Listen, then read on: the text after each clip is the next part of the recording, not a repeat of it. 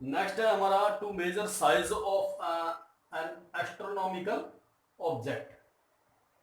तो astronomical object का size को हम कैसे निकाल सकते हैं। ये हमारे पास देखिए मून है और ये अर्थ है, ये हमारा पॉइंट है ऑब्जर्वेशन जहां से हम करेंगे। तो ये हमारे पास एक पॉइंट है, एक साइड है उसकी, ठीक है। उसके बाद दूसरी साइड क्या है, बी पॉइंट है। तो यहां से अगर हम ये पॉइंट को देख लेते हैं, ये पॉइंट हमने देख लिया, उसके बाद ये पॉइंट हमने देख लिया, तो ये एंगल हमारा कितना हो जाता है, थीटा एंगल हो जाता है, ठीक है। और डायमीटर कितना है इसका, डी है। तो ये पहले भी मैंने बताया आपको, अगर जैसे ये डिस्टेंस है हमारा, एक्स डिस्टेंस है और ये पॉइंट है ए और बी। अगर यहां से कोई पॉइंट लेते हैं हम, जैसे सपोज करो सी पॉइंट है, तो अगर ये बराबर बराबर डिस्टेंस पर है, ठीक है, ये दोनों पॉइंट हैं, ये दोनों पॉइंट इस पॉइंट से अगर बराबर डिस्टेंस पर है, सपोज करो आर आर डिस्टेंस पर है, ठीक है, तो फिर हमारा मेथड जो हमने पहले आर्क और रेडियस वाला मेथड किया था थीटा निकालने का, जैसे हमने पहले किया था, तो एंगल निकालने का फार्मूला यूज कर लेंगे हम। एंगल क्या है, आर्क और रेडियस, ठीक है, ये आर्क बन जाती है, ठीक है। तो आर्क एंगल कितना है, थीटा, और आर्क कितनी है, एक्स, और रेडियस कितनी है, आर, ठीक है। ये तब है जब ये मान लिया बराबर डिस्टेंस पर, ठीक है। और एक सिरा हम यहां से देख रहे हैं, एक सिरा यहां से देख रहे हैं, और ये उसके बीच का डिस्टेंस है, तो तब हम यहां से थीटा निकाल सकते हैं। और अगर हमारे पास थीटा का पता है, जैसे रेडियन में निकालते हैं हम, ठीक है, थीटा को हम रेडियन में मेजर करते हैं, ये ऑलरेडी हम पहले कर चुके हैं, ठीक है। यहां से हम क्या करेंगे, इसका ये डायमीटर है, जो जैसे हम यहाँ कर रहे हैं डायमीटर निकाल, तो यही अगर यहाँ यूज करें हम फार्मूला, क्या आएगा, तो थीटा इज इक्वल टू क्या आ जाएगा, एक्स की जगह हम क्या ले रहे हैं, डी, और आर ये डिस्टेंस है, ये डिस्टेंस सपोज करो एस डिस्टेंस, तो डी और एस, तो ये हमारा मेथड रहेगा, ठीक है। यहां से हम डी निकाल देंगे, D is equal to theta S. तो डायमीटर हम यहां से किसी भी एस्ट्रोनॉमिकल ऑब्जेक्ट का निकाल सकते हैं, ठीक है। ये तो हमारा एक सिंपली मेथड है, ठीक है, समझ रहे ना। डी का मतलब ये लेंथ ऑफ आर्क है, ठीक है, इसको हम क्या बोलेंगे, length of arc over radius. ये फार्मूला आपको बिल्कुल याद होना चाहिए। तो ये था to measure the size of astronomical object. उसके बाद हम करेंगे to measure the distance of, अब हमने डिस्टेंस निकालना है, ठीक है, ये साइज का था। तो नेक्स्ट हमारा क्या रहेगा, डिस्टेंस ऑफ एस्ट्रोनॉमिकल ऑब्जेक्ट, ठीक है, बाय पैरेलैक्स मेथड,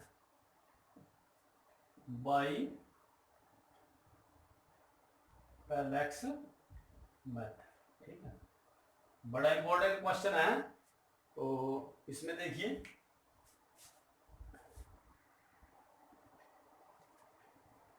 हाँ जी, इसमें देखिए, ये हमारे पास दो पॉइंट है, जैसे अर्थ से हम किसी एस्ट्रोनॉमिकल ऑब्जेक्ट के डिस्टेंस को मेजर करना है, ये डिस्टेंस हमने मेजर करना है, तो ये डिस्टेंस है एस और ये डिस्टेंस है एस। तो पैरेलैक्स का मतलब क्या है, पैरेलैक्स का मतलब क्या है, अगर हम देखिए एक एग्जांपल है, ये जैसे हम सन को देखते हैं, ठीक है, ये सन को मैं यहां से देख रहा, ठीक है, उसके बाद यहां से लेकर यहां तक का डिस्टेंस, ये जैसे हमारे पास है, ये काफी दूर है, ठीक है, और जैसे मैं यहां से इसको ऑब्जर्व करता हूं, तो यहां से डिस्टेंस, फिर मैं यहां से ऑब्जर्व करे यहां से यहां तक का जो डिस्टेंस है, ठीक है, क्या इसमें इतना फर्क रहेगा, भाई यहां डिस्टेंस है, जैसे मैं पहले यहां हूं, ए पॉइंट पर हूं, ठीक है, उसके बाद मैंने मूव करना शुरू कर दिया, भी मुझे यहाँ से मान लिया कुछ किलोमीटर का पता लग रहा है, भी यहाँ से इतनी दूरी है। उसके बाद फिर मैं यहाँ आ जाता हूँ, क्या ऐसा रहेगा? ऐसा नहीं रहेगा। क्या? क्योंकि जो सन है और ये हमारा अर्थ है, ठीक है, इनके बीच का जो डिस्टेंस है वो बहुत लार्ज है। तो जितना ज्यादा डिस्टेंस लार्ज होएगा, तो मैं पहले भी बोला था डिस्टेंस अगर लार्ज होएगा तो एंगल क्या बनेगा? थीटा जो स्मॉल बनेगा, ठीक है। और हमें क्या लगता है, जैसे मैं यहां से अगर मैं सन को देखता हूँ, सन का मुझे पता है ईस्ट में है, उसकी डायरेक्शन का भी पता है, तो मैं सन को ईस्ट में देख रहा हूं, ठीक है। तो जैसे ही मैं ईस्ट में देखता हूँ सन को, तो उसका डिस्टेंस अब मुझे वो ऐसा लगता है अभी जैसे सन यहाँ, ठीक है, एक सिचुएशन, एक फिक्स सिचुएशन का हमें उसका पता चल गया। फिर मैं क्या करता हूँ, 2 किलोमीटर चलता हूँ, ठीक है, या 3 किलोमीटर चलता हूँ, मुझे फिर भी सन वहीं पे उसी फिक्स पोजीशन पर दिखाई देता है, ठीक है। तो इसका मतलब क्या है, भी जो हमारा ये डिस्टेंस है और ये डिस्टेंस है, ये ए और ये बी, ये मान लिया हम 4 किलोमीटर चले हैं, ठीक है। तो तब भी हमें, जब हम यहां थे तब हमें सन यहां नजर आ रहा है, ठीक है। तब हम इतने दूर चल लिए, 4 किलोमीटर हमने और मतलब डिस्टेंस कवर कर लिया, तो ठीक है।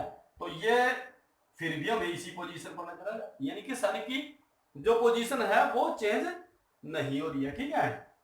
तो तब मतलब के जो एंगल बनेगा, जो थीटा एंगल बनेगा, उस एंगल को हम बोलेंगे पैरेलैक्स एंगल, ठीक है। क्या बोलेंगे?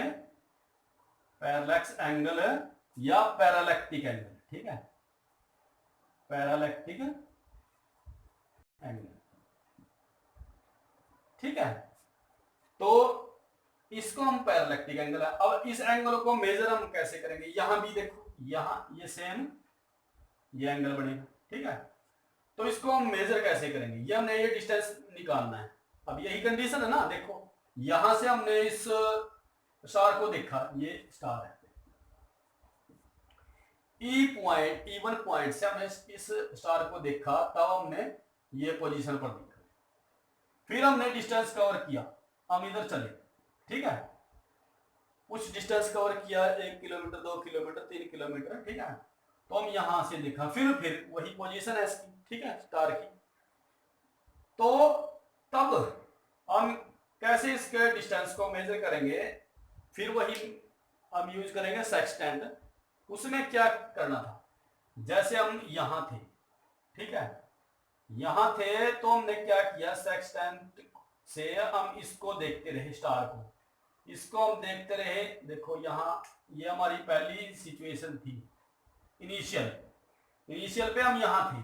उसके बाद फिर हमने क्या किया, हमने ये पॉइंट देखना, तो हम ये पॉइंट देखते गए, जहां पे हमें ये पॉइंट नजर आ गया, तो हमने वो एंगल को मेजर कर लिया, थीटा। समझ में आया? ठीक है। अब यहां फिर ये इस पोजीशन पर थे, मान लिया इस पोजीशन पर थे, तो यहां से फिर हमने क्या किया, इस पॉइंट को देखना है, तो इस पॉइंट को देखते गए, तो हमारा कितना एंगल सेक्सटेंट से मेजर हुआ, θ2, ठीक है बच्चों। तो अगर ये θ1 है, अच्छा ये हमने ड्रा कर लिया बीच में, सपोज करो, ठीक है। तो ये θ1 है, तो ये एंगल भी कितना होगा, θ1 होगा, ठीक है। ये θ2 है, तो ये एंगल भी कितना होगा, ये भी कितना होगा, θ2 होगा। समझ रहे? तो इसका मतलब ये हमारा जो एंगल है थीटा, ये एंगल है theta is equal to θ1 plus θ2, ठीक है। और ये नॉन है, ये इनको हम माप सकते हैं सेक्सटेंट से भी, हम ये पता लगे, ठीक। यहां तक आपके ये बिल्कुल समझ में आना चाहिए। फिर उसके बाद ये डिस्टेंस क्या है, s, ये s डिस्टेंस है। फिर हम वही फार्मूला यूज करेंगे, ये सपोज करो बेसिस है, इसको हम बोल लेंगे, इतना डिस्टेंस को हम बोल लेंगे b, ठीक है। ये क्या है, b, बेसिस बोल लेंगे इसको, ठीक है, b, ये b आ गया। तो हम फिर वही फार्मूला यूज करेंगे, थीटा यानी कि क्या था, angle is equal to arc और रेडियस।